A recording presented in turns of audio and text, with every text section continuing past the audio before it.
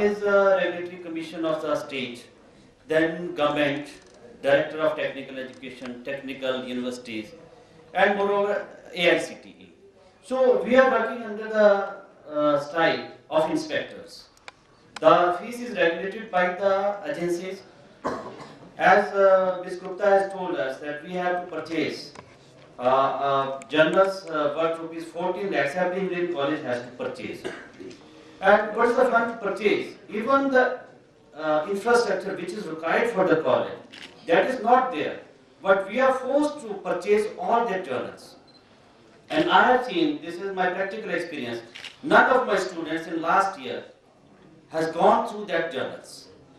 So we have to resolve something from this. I would like to call on the panelists and the honorable participants. So can we resolve something from this entrepreneurial conclave, that whether we have to be regulated by ourselves or we have to be proposed to be regulated by the people, 5 or 6 agencies. If they are regulating us, fees is regulated by them, and we have to pay a part of their fees to the regulatory board, to the state board. As Dr. Sahab told about the Karnataka, management is having a chance to get the fees as per their norms. But in Himachal Pradesh, the regulations for every state is different in India. So we have to go by the rules of the government. So can we resolve something that we should be from our inside, that we have to run a good college, not to be regulated by so many agencies? But I just answered that AICT chairman has told that 90% are below standard. If you can imagine that 45% of the who got the 45% marks in the examination, in higher secondary examination, AICT forced us to induct those students. And so the regulatory body itself gives us the unregulated thing.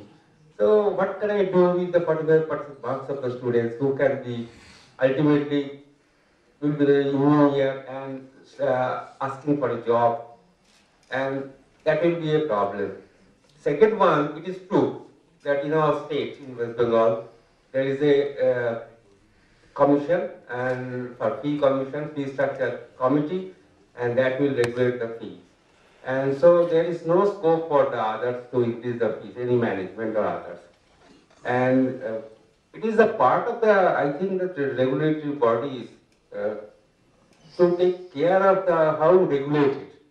The process of regulation is not at all, it is by AICT, they are telling that they are regulated, but they are not regulated, they are not visiting, because they are not as much as possible, less corruption now, but before that there is more corruption in AICT.